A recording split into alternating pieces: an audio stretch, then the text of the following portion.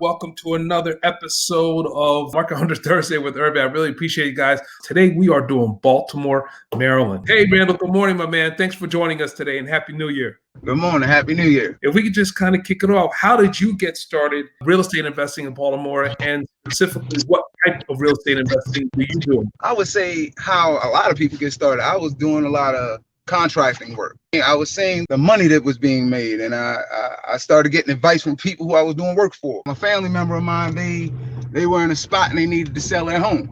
Okay. And I had the finances at the time to help them out and purchase the home.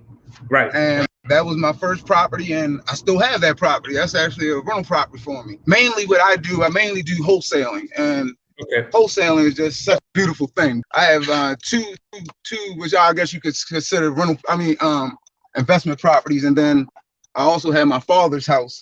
Even though he's still living, he's already signed it over to me. It's already paid off, and because he can't live in the house anymore. I don't count that as part of my investment, because that's just going to be a personal house. Well, you talked about how, you do some wholesaling. Is wholesaling right now, is that kind of like a platform, maybe an early step for you before you get fully immersed into flipping homes? Do you have any interest in doing that? And if not, and you just want to continue wholesaling, because I definitely understand the attractiveness of wholesaling, how do you kind of structure your wholesale deals? What kind of real estates do you target specifically for your wholesale business? Well, I'm a equal opportunity person. If it's gonna make money, I'm in it. I've literally had homes from everywhere, from those full guts, they falling down, to, I don't know if you both know about the Roland Park area.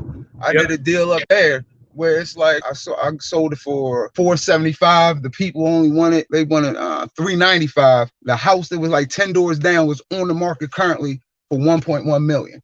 Wow. So it was a real attractive deal to the person who got it. And it was just finding somebody who at least had the finances to be able to do that. I actually wish I had been able to get that, because it was a duplex, and it was the only house in the neighborhood that was a duplex. So it just needed to be converted back. And they're actually currently doing construction on that now. And in this city, you can literally have mansions in one part of the zip code and just, regular housing, and you got your rundown areas. I've watched people trying to flip, and I've seen people lose, even though I understand why they lost. It's a reality that a lot of people don't just want to accept. And it's like when I've literally had people who, I've helped them, I've on a wholesale deal, and I've gotten them a house, and, they came to me, hey, I need to, when I'm working on it, I'm like, hey, I'm letting you know now, your budget is not going to work and you make a profit unless you're willing to accept reality. And when they finally accepted reality, because I had one guy, he did one house, and he's like, man, this budget just didn't work out. I ain't really make no money on this one. And I said, well, look, when you buy the next one, let me help you with the supplies and the labor part and show you what you need to do to really make it profitable. Right. And of course, it's what they call it, murky water. But it's the reality. It's like, reality is that you're going to have to deal in that murky water. Right. And if you want to make a profit, it's just gonna be what it is. In regards to the city of Baltimore, would you say, has there been a little bit of a flight of people leaving Baltimore City, going out to the suburbs, or what does attract people to come and move into Baltimore? And if so, where are they coming from? The population change is directly tied to, people with Section 8C. Now, it's hard to use your voucher, I would say, in the city. And if you want to get your voucher quickly, they want you to move out in the county. I hate to put it like this. No, please put it the way it is, my man. Put it the way it is. Even though, we're in 2021, it's still a lot of racism going on out here. And I don't want to offend anybody who's watching and who's listening. They really want to get all the black people out of the city to get all the white people back in. Because when you look at back how the city used to be, like now, like what we call Jewtown, that's above Northern Parkway. Okay, they actually used to be all the way down far as Emerson and Fulton. Okay, and they just kept migrating up because more and more black people were moving in. I'm gonna give you a perfect example. Remember, I told you I was talking to you about Johns Hopkins bought part of a project, right? I made sure I took a moment to come by it. That's Somerset Projects. Yeah, man. Right? I don't know if they could see that in that top corner. Okay, that's Johns Hopkins Hospital. Yep. Johns Hopkins has meticulously bought up the whole east side. East Baltimore was a flat area. When you look in here now, it's now a skyline here. They have a Hilton Hotel down here and everything. And it's like, well, damn, how come it couldn't be a Hilton Hotel here before? That's because they didn't need it here. So after they bought everybody's house in this area, they bought it out. And actually, in fact, just a sidebar real quick, you know, of course, we all got our past. I was locked up with this guy. He's a landlord. He has, at one point, he probably had like 150 properties. And he had a lot of properties in East Baltimore. And Johns Hopkins got something going on where if the house was vacant, they could buy from under you. Really? So what they were doing was whoever was in the house, they were giving them a Section 8 voucher. I think it was something like $1,500. Right. So they could go in the county. They can afford a house out in the county. He made a lot of money by putting somebody right back in the house. So then he started buying properties out in the county so that the people who were getting, you know, that were leaving for the Section 8 voucher, he could then keep them as a tenant. Living in the city, they would get a $1,500 Section 8 voucher. They take that $1,500 a month Section 8 voucher, move out. Yeah, it had to go in the county. They cannot be still in the city. Right, and move out to the counties. And so that person that you were locked up with, he owned a lot of properties in the counties, and so was able to go ahead. There were still Section 8 tenants, so he was able to start renting out his units to them with those Section 8 vouchers. Yeah, but he also owned a lot of properties over here in East Baltimore. And he said he ended up something because he kept putting tenants back in. They finally just had to give him what he was asking for, and not what they just wanted to give. It's a big move right now. And like, okay, so because Johns Hopkins has done this successfully, and they are now going further. So now this project right here, okay, and they will continue to go over. Now they can only go so far because our jail and prison system is actually 2 blocks down. So they can only go so far. With that as the backdrop, for someone that wants to come in, whether they live in Baltimore, they outside of Baltimore, I'm sure you're seeing investors coming in from all over the place. Yeah. Because of some of the things that you mentioned, right, where it does present itself some opportunities for a lot of investors in Baltimore. So I'm a big believer that the folks in Baltimore should benefit from these changes. How can they benefit from these changes that you're talking about, with folks even having to move out of the city and into the county, and then more destruction of these projects occurring? And with these destructions of projects occurring, the opportunity for real estate investment to take place there. Let's keep it real. Us as Black people, we don't work well together. Okay. And if people would just start working together, if you had 10 people who all could, let's say, not even just in cash, but they could secure a loan or whatever for $100,000, they could literally buy a whole block. Right, because the row homes over there, they cost them what, $30,000, $40,000? Home prices have definitely improved a lot around here. Okay. Even me myself, my first house, I bought it for $55,000. It was a 4-bedroom, 2.5 bath, up by Morgan State. I happened to get out at a beautiful time during the real estate peak. I sold my house for $260,000. Wow. Houses still around there, still going in the low 200s, upper, for it to be to have a 1 in front of it, it really needs some work. But around there is nothing for it to be $200,000 and they're getting it all day. People are selling their houses fast around there. When you look at the city, you have people who want to live in these certain zip codes. I've been like, even though I actually live in a nice area, I like to say I have 2 houses. I have my house in the nice area, and I got my house in the hood. Okay. But I prefer to be at my house in the hood because I feel more comfortable there. Okay, I got you. Baltimore real estate is, are you willing to understand the crime going on around that area? Because it is a big issue for that city. It is a big issue for that city. It is manageable, and they've been trying to do things about it, but it's a big issue for the city. There's no doubt about it. It shouldn't scare people away from investing, as if you're investing whether in New York, LA, Dallas, Atlanta. There's crime everywhere. Right. We had 335 murders last year. Crime is a big problem here, and you have to understand that crime ebbs and flows. we're a major drug city, so we have we have that problem. And I'll give this example. The guy I was telling you about that, he said he ain't making didn't make any money on that house I got him. When I showed him the second house, it was down. It was probably about a half a mile away in the same neighborhood. I said, see, first of all, did you go out in the community and talk to the people that you saw standing on the corners? Right. He said no, because his house the house where he was renovating, it got broken into a bunch of times, and he basically had to start over 2 or 3 times. And I said, look, this one we gonna go out here, we're gonna talk to the people.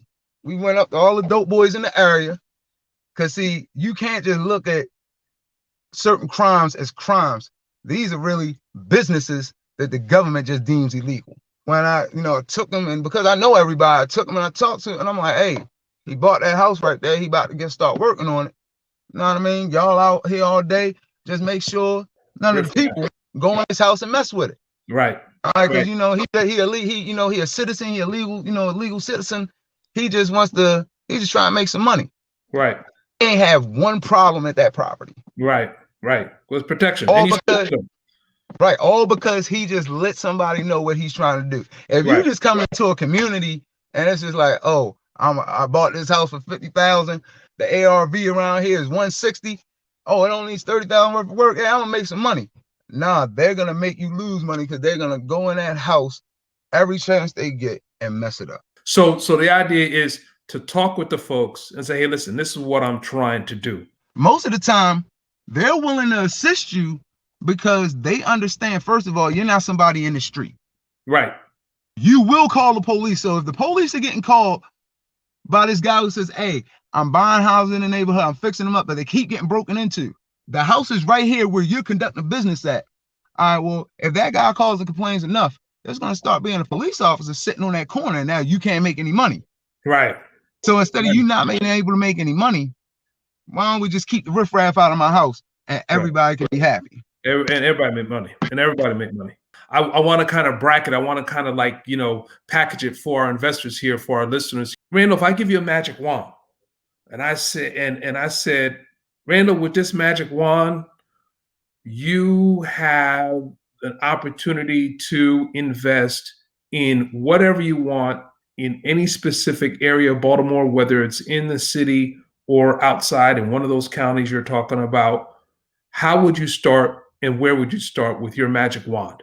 Up here, they have a lot of drug rehabs. All those drug rehabs are in all the neighborhoods you don't want to invest in. So you can get these houses for cheap. You can pack them. Let's say you just got 3 bedrooms, and then they section the basement off, make that 2 bedrooms. So it's 2 people. So what's that? 10 people in one house. You're charging them $500 a month to live there in a sober house. That's $5,000. And if they don't buy how you want it to go, they gone. That's all I would do, is just buy a house just to do that. Now, of course, there's a lot of hurdles to that, but I'm willing to take those hurdles, because I know a guy, and that's what he does. He has 3 houses. And every time I see him, he got a new car. And I'm like, man, you doing? He's like, man, that money is good. You need to get in. Okay. And people who are interested in living here, they understand what's going on here. Right. So I would say, if anybody's thinking about investing in Baltimore, come here. Because I actually had a lady, I sold her a house. She drove all the way from New York. Okay. Because it was already fully rented. Tenants have been there 5 years, good payment history. She drove all the way there. She was like, I want to come see it today. I'm like, okay. She was like, I'll be there in a few hours. When she sent me the screenshot of the Google Maps, I'm like, you're coming from New York? I thought you were here. She's like, no. She said, why, how was I able to even get this? Of course, you also have to include the financial or the economic place that a lot of people are in Baltimore. You have a lot of people on government assistance, but one thing people have to remember, that median income includes the highs and the lows, and it's a lot of lows. But those people who are on the high end, it's really high. Well, let me ask you this: as we're still talking about markets within Baltimore, locations, things like that.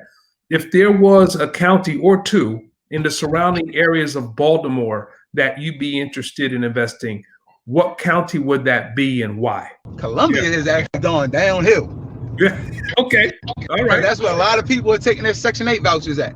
Really? So I would go out Columbia, and I would also I would probably do like Essex or Dundalk, Middle River, that them areas over there, Okay. and, in Baltimore County.